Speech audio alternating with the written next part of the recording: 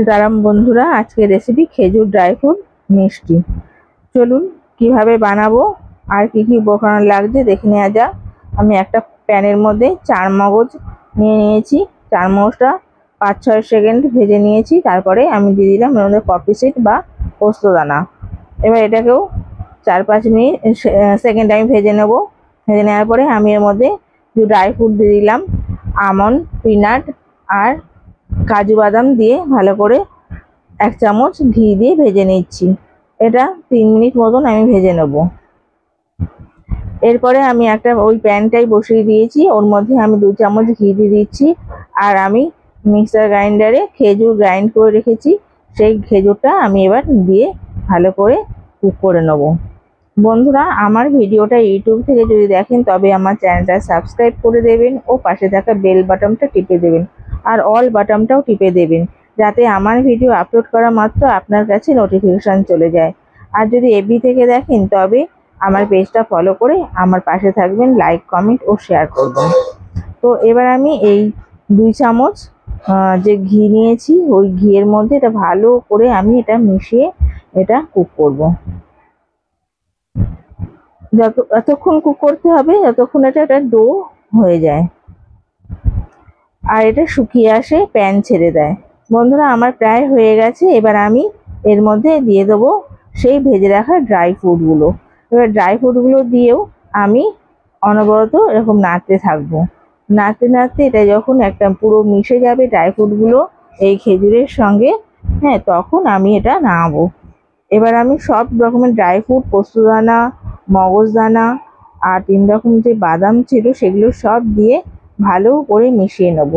এগুলো ভালো করে মেশাতে হবে যাতে খেজুরের সঙ্গে আর প্রত্যেকটা ড্রাই ফ্রুটের সঙ্গে মিশে যায়। এবার আমি এলাচের গুঁড়ো খানিকটা দিয়ে দিলাম, দিয়ে এবার এটাকে আমি আবারও কুক করছি আর অনবরত এরকম করে মেশাতে থাকবো।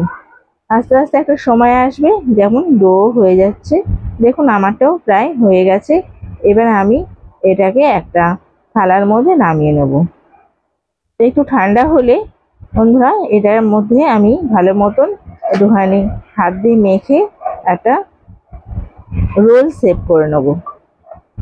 ঠিক যেমন একটা রোল হয় ওরকম করে নেব আর ইকো বেক পেপার দিয়ে এটাকে মুড়িয়ে রাখবো। আর বন্ধুরা, কিছু পোস্তদানা একটা প্লেটের মধ্যে সাজিয়ে রেখেছি, ওই পোস্তদানাটার সঙ্গে এই রোলটাকে আমি কোট করে নেব।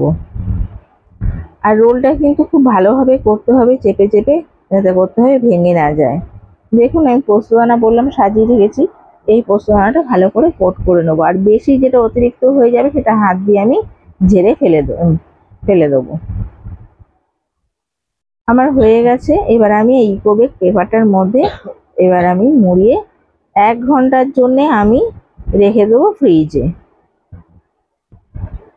বন্ধুরা, ভালো করে টাইট করে মুড়ে আমাকে রেখে দিতে হবে ফ্রিজের মধ্যে 1 ঘন্টা বা সেট করার জন্য। আমি 1 ঘন্টা বাদে আবার চলে এসেছি। বন্ধুরা দেখুন আমার ডোটা একদম সেট হয়ে গেছে, এবার কাটার জন্য একদম প্রস্তুত।